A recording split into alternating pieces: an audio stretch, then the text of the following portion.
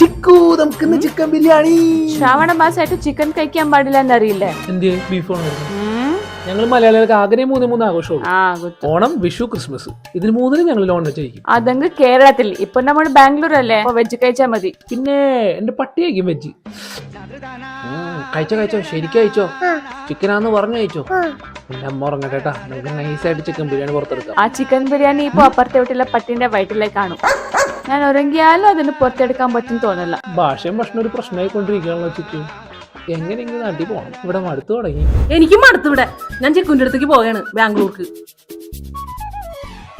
ഏയ്, ഞാനിവിടെ സീരിയസ് ആയിട്ട് ഒരു കാര്യം പറഞ്ഞോണ്ടിരിക്കുമ്പോ കെയർ ബേക്കറിയുടെ ചിപ്സ് കഴിക്കണം. നല്ല ടേസ്റ്റ് ഉണ്ട്. 2 കഴിച്ചോ.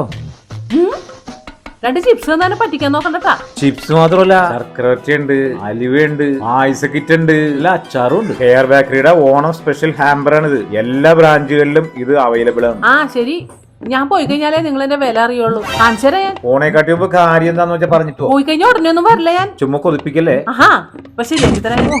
എന്തൊരു വെയിറ്റ് ആണിത്. ശരിക്കും പറഞ്ഞാണ്. ഞാൻ പോയി കഴിഞ്ഞാണ്ടല്ല, നിങ്ങളെ ഇഷ ഇന്ന ഇത്ര വരയ്ക്കും, അല്ലെങ്കിൽ ഇങ്ങനെ വിളിച്ചോ. ഞാനിപ്പോ എന്താ ചെയ്തേ? ഓ, ഭയങ്കര കനോ. ഈ സ്വഭാവം പോയി കാണിച്ചാലേ നാളെ തന്നെ അവൻ കയറ്റി വിട്ടുള്ളൂ.